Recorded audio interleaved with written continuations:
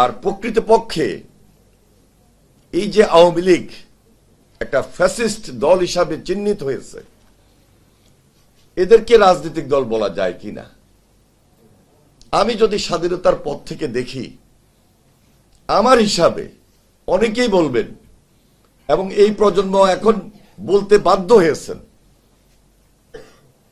তাদের যে রক্তচক্ষু, তাদের যে ল্যাঙ্গুয়েজ, তাদের যে বডি ল্যাঙ্গুয়েজ, কথাবার্তা, আচার আচরণ, সেই স্বাধীনতার পর তাদের যে দুর্নীতি, দুঃশাসন, গুম খুন, আর এবার 17 বছর এসে হাসিনার নেতৃত্বে তার চেয়ে ভয়াবহ ভয়ঙ্কর দানবীয় কায়দায় দেশের মানুষকে জিম্মি করা, দেশের রাজনৈতিক দলগুলোকে অত্যাচার নির্যাতনের মধ্য দিয়ে ধ্বংস এবং নিঃশেষ করে দেওয়া, এবং শেখ হাসিনা সরাসরি বলেই ফেলেছিলেন আমার অ্যাবসলিউট পাওয়ার দরকার, গণতন্ত্র নয় উন্নয়নটাই আমার কাছে প্রায়োরিটি।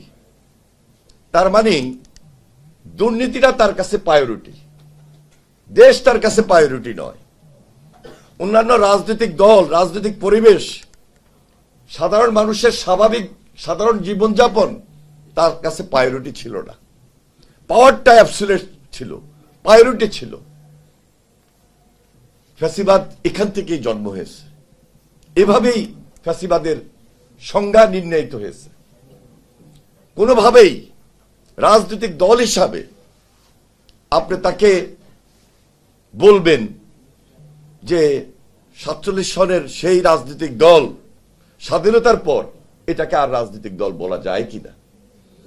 সে অধ্যায় তারা তৈরি করে নাই, সেই পরিবেশ তারা রাখে নাই, এবং সেই সিদ্ধান্তগুলো তাদের পক্ষে নিয়ে যাবে, এবং অন্য কেউ এই দলকে তাদের মতো করে বা রাজনৈতিক দলের বিশ্লেষণে এনে সংজ্ঞায়িত করবে রাজনৈতিক দল হিসাবে, এটা আমি দেখি নাই।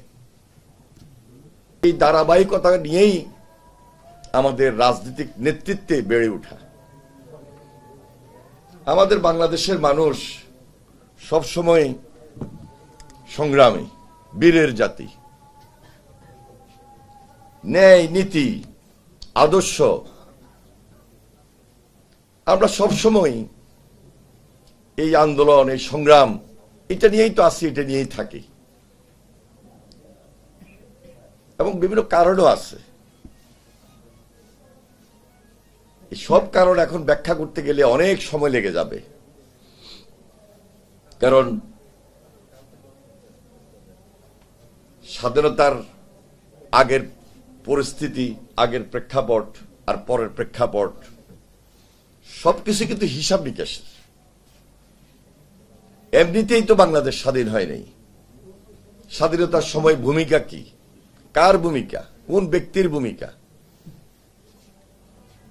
এবং স্বাধীনতার পরপর আবার কেন আমাদের দেশ সেই কাঙ্ক্ষিত লক্ষ্যে পৌঁছা, স্বাধীনতার সুফল অর্জন করা কেন হয় নাই, কেন পারে নাই? বিশেষ করে এই জেনারেশন, এই যুবক শ্রেণী যাদেরকে নিয়ে আমরা ফ্রন্ট লাইনে সবসময় ছিলাম, আছি, এবার বুঝতে বাকি হয় নাই যে আসলে প্রকৃতপক্ষে এই বাংলাদেশের একটা দরদি দল কে হতে পারে, বা কার নেতৃত্বে আমরা সবাই ঐক্যবদ্ধ হতে পারি। স্বাধীনতার পর থেকে আমাদের এখন পর্যন্ত যেই ট্রেন্ডে আমরা আছি, ওই আন্দোলন, ওই সংগ্রাম, ওই প্রতিবাদ আমাদের ছাত্র, যুবক, রাজনৈতিক দল এবং অন্যান্য সবার মধ্যে এটা একটা শুধু আবেগের জায়গা নয়, এটা একটা প্রতিবাদী কণ্ঠে রূপ নিয়েছে। আমরা রাজনৈতিক দল, বিপ্লবী ওয়ার্কার্স পার্টি রাজনৈতিক দল, অন্যান্য অনেক রাজনৈতিক দল আছে, আমরা কিন্তু সবসময় খুব ব্যস্ত থাকি। ছাত্ররা মধুর ক্যান্টিনে ব্যস্ত থাকে, যুবকরা তাদের বিভিন্ন ধরনের অ্যাক্টিভিটিস, চাকরি হোক বাকরি হোক, সমাজ ব্যবস্থায় অথবা আন্দোলনের মাঠে খুব বেশি অ্যাক্টিভ থাকে। কিন্তু এই দেশের যারা খুব সাধারণ মানুষ, খেতে কাজ করে, অন্যান্য শ্রমিক হিসাবে যিনি সারাদিন ব্যাপী কাজ করেন, কৃষক যখন কাজ করে,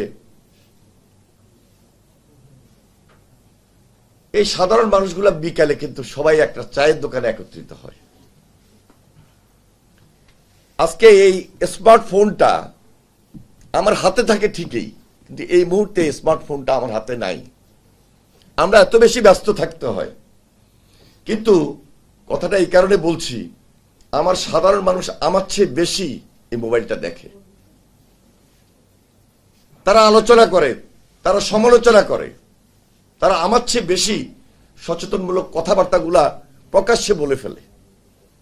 যেহেতু ছাত্র রাজনীতি করেছি, এমপি হওয়ার সুযোগ পেয়েছি, গ্রামে ঘুরি, গ্রামে থাকি, অনেক সময় মুখের উপর আমাদেরকে বলে দেন,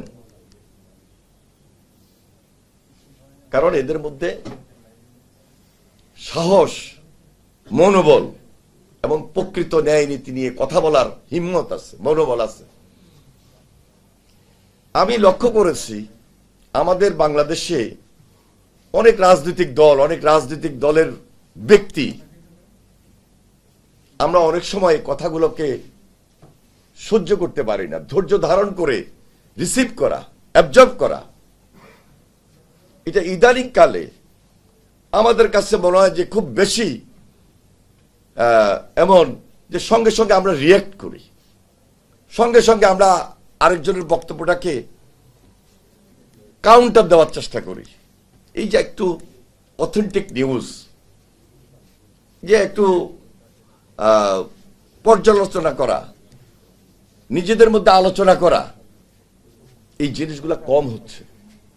এটার কারণটা হলো বিশেষ করে গত 17 বছরের ট্রেন্ড, 17 বছরের যে অত্যাচার, নির্যাতন, গুম খুন, ফ্যাসিবাদী কায়দায়, কর্তৃত্ববাদী কায়দায়, স্বৈরাচারী কায়দায় যা হয়েছিল, সেটার থেকে ইচ্ছে করলে আমরা এখন বের হয়ে যেতে পারছি তা কিন্তু না, পারার কথাও না।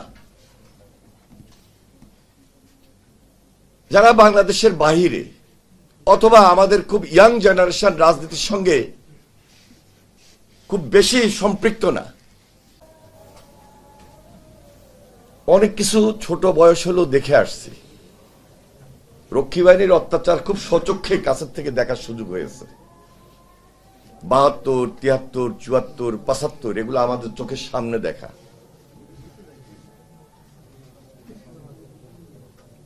এর পরবর্তী অধ্যায় এই যে 7 নভেম্বর বিপ্লব সংহতি দিবস, আগে বলেছি বয়স কম হলেও তখন মনে আছে কিছুটা জিনিস। আর যেহেতু রাজনৈতিক অ্যাক্টিভিস্ট হিসাবে বাংলাদেশ জাতীয়তাবাদী দলের কিছুটা দায় দায়িত্ব নিয়ে কথা বলছি, ছাত্র রাজনীতি করেছি, স্বাভাবিক কারণেই